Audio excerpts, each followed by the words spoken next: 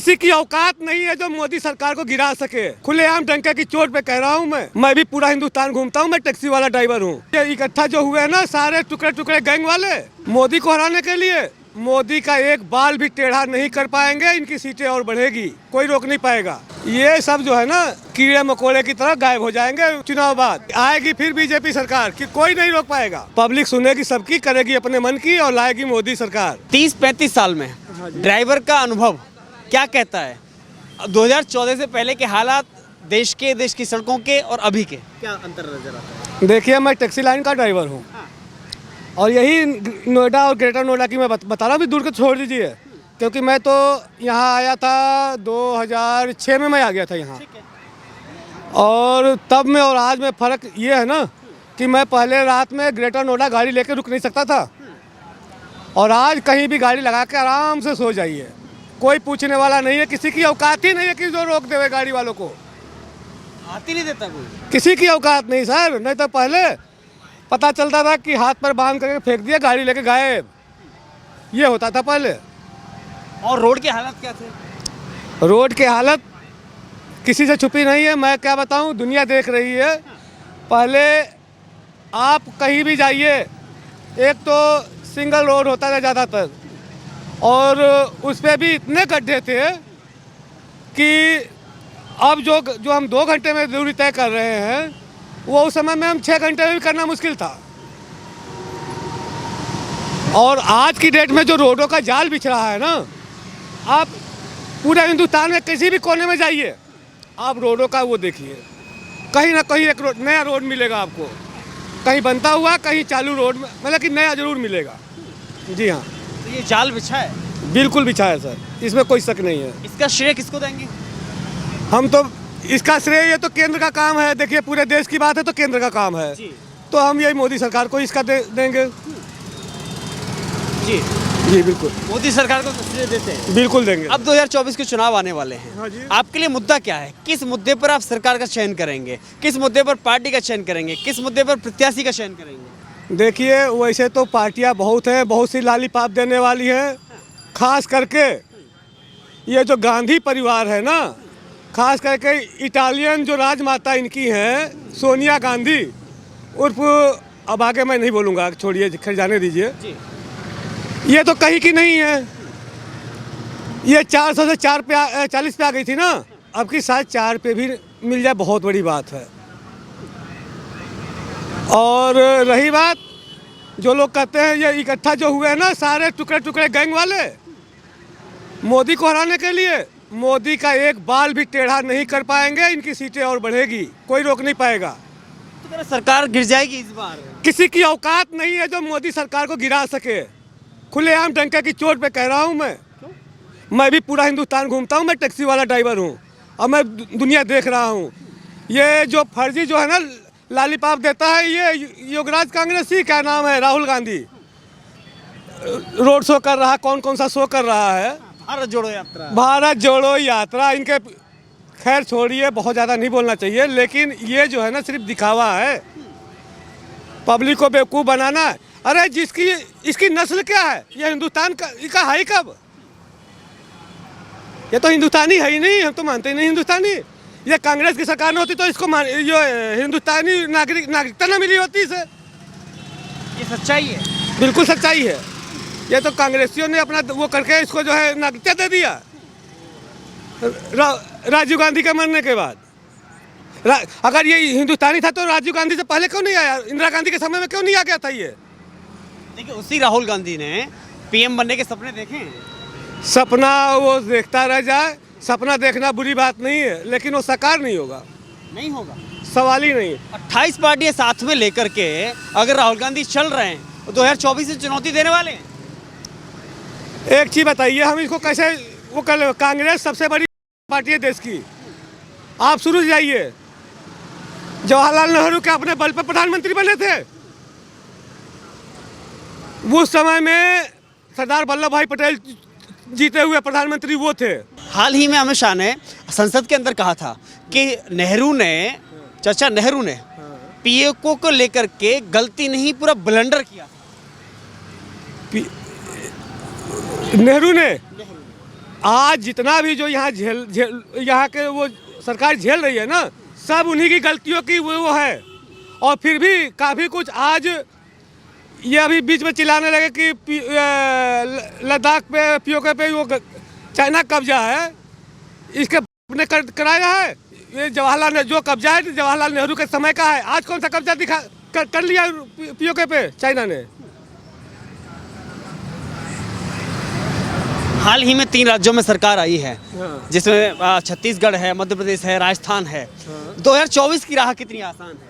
देखिए, ये तीनों सरकार बनना पहले से ही तय था। ये मैंने पहले ही बोला और अभी बोल रहा हूँ, ये सब जो है ना कीड़े मकोड़े की तरह गायब हो जाएंगे चुनाव बाद।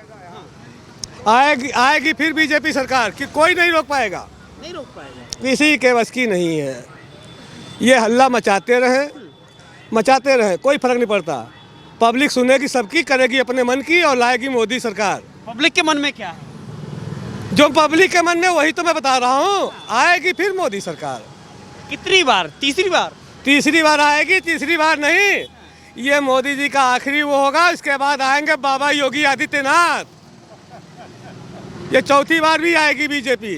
हाँ, पहले से तय कर लिया आपने, बाबा आएंगे। किसी का रोकने वाला कोई है नहीं।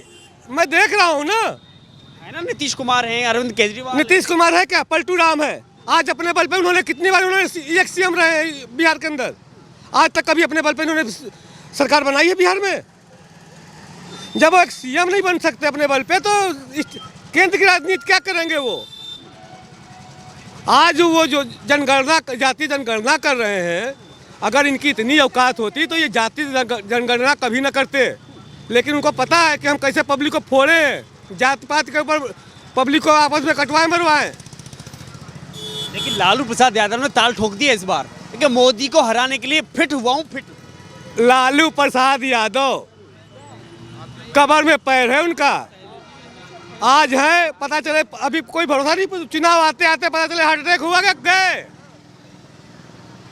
और रही बात उनके जो माफिया लौंडे हैं ना, तेजस्वी और क्या क्या है, ये जो डायलॉग बोलते थे, इनकी औकात तो एक वो बाबा जो हैं उन्होंने ही दिखा दिया था, जो अभी वहाँ प्रोग्राम किया था। क्या नाम है उनका?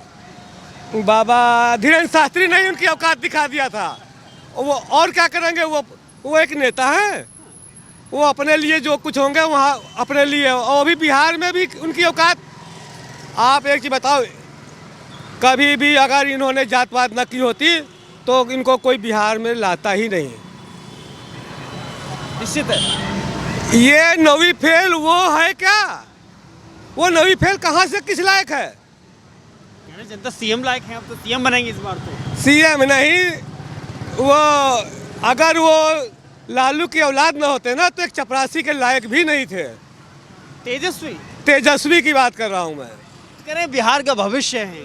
बिहार के भविष्य वो दुनिया जानती है कितने बड़े भविष्य है। अगर लड़ाई दंगा न करावे तो एक चुनाव भी न जीत पाए, छोटा सा भी।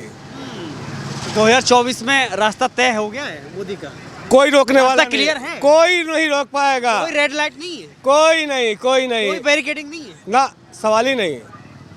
ये भविष्यवाणी है या सच्चाई है? आप लिख के रख लो और फिर चुनाव के बाद मिलना, फिर मैं बता दूंगा, वो कर दूंगा। राम मंदिर आपके लिए मुद्दा है? राम मंदिर क्यों नहीं होगा भाई?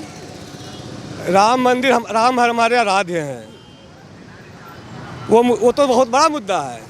इन्होंने तो रोकने की कौन से तिकड़म नहीं लगाया, कितनी कोशिश नहीं की, और आज क्यों माथा टेकने के लिए तैयार बैठे हैं।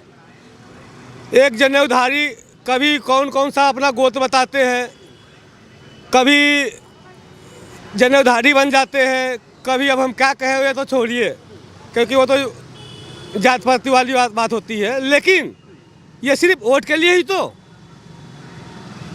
सिर्फ वोट के लिए ही तो अब तो उद्घाटन की तारीख का ऐलान हो गया है ना, राम मंदिर के उद्घाटन की तारीख हो गया ना ऐलान? बिल्कुल हो गया है, 22 जनवरी। बिल्कुल हो गया है 22 जनवरी।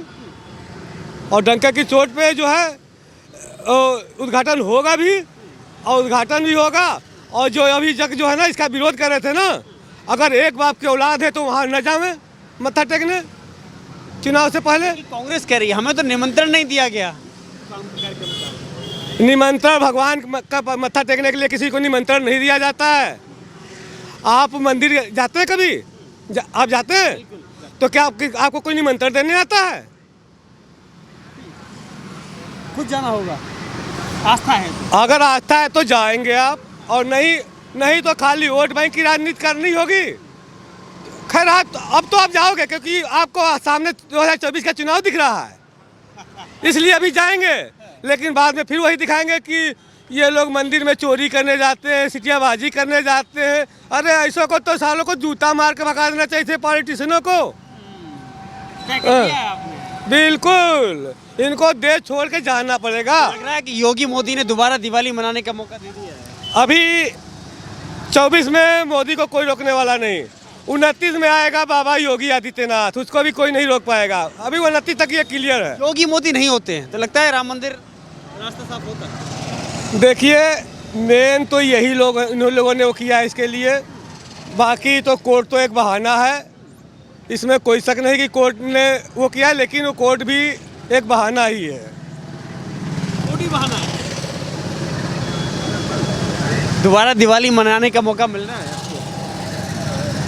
दोबारा नहीं, इस बार तो कई भी मौके आएंगे। अभी तो आप देखते जाइए, और 24 चुनाव के बाद एक बहुत बड़ा मुद्दा आएगा जो अभी मैं नहीं वो कर रहा हूँ, और वो उसमें दिवाली नहीं, दिवाली, दशहरा, होली सब कुछ उसमें बन जाएगा।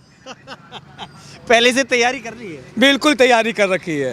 तो ऐसा कौन सा मुद्दा है कि जो आप चाहते हैं कि अगर 24 में मोदी आए तो उसके बाद सबसे पहले ऐलान उसी का हो?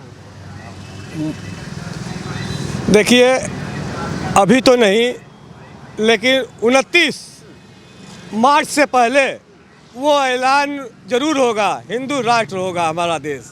उसी दिन सारे त्यौहार मनाए जाएंगे? उस दिन तो कोई भी त्यौहार नहीं बचेगा जो उस दिन न मनाया जाए। लेकिन ये कंफर्म है, और मैं डंके की चोट पे कह रहा हूँ कि बनेगा उसी दिन। ये मोदी करेंगे? जाने से पहले ये करके जाएंगे।